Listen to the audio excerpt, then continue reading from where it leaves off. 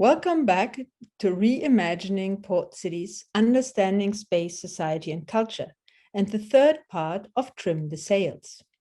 Containerization is another example of a change that has catalyzed port and city transformation.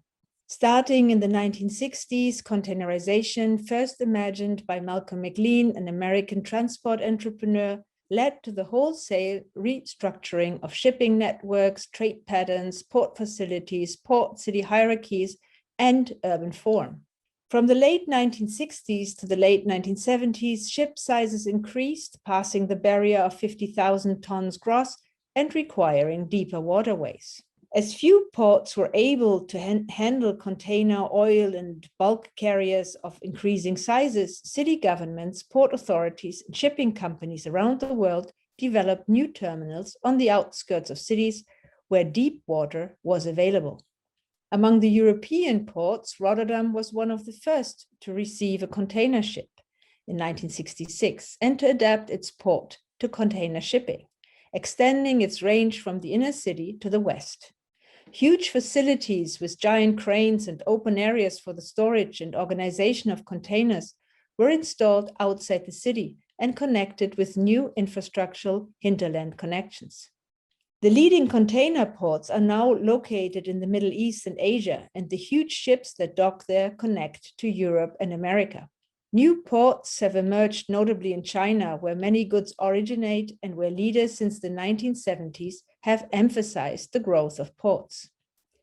Increasing ship sizes require deeper waterways or ports that are built into the sea. Deep water ports are defined as ports that can accommodate the largest ship that can cross the Panama Canal's locks, so-called Panamax ships.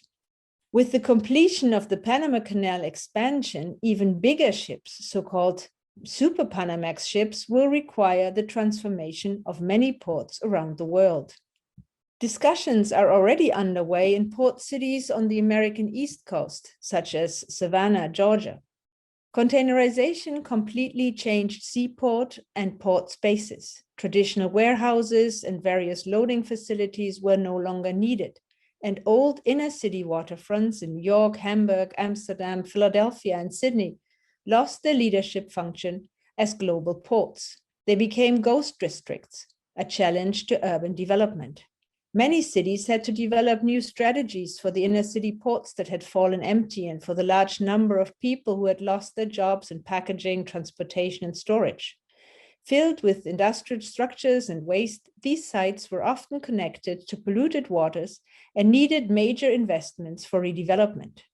Waterfront redevelopment emerged as an anchor project focused on traditional port infrastructures and the recovery of the water for use by local people. Some cities opted for leisure-led redevelopment. This was the case in Baltimore, which launched a project that was exported around the world. The London Docklands received a lot of attention that focused on office spaces and riverside housing for young urban professionals. The Marina Bay redevelopment in Singapore and reclaimed land is yet another facet of waterfront redevelopment. Perhaps the most inclusive redevelopment is that of the Hafen City Hamburg, which includes housing and a multitude of business, commercial, and cultural functions. Hafen City GmbH has steered the transformation very carefully to guarantee spatial and social diversity. So far, despite the interconnectedness of ports and waterfronts and the more recent intersection between cruise ships and inner city ports, only a few port and city institutions promote comprehensive planning of port and city. How have stakeholders in your port cities tried to catalyze change?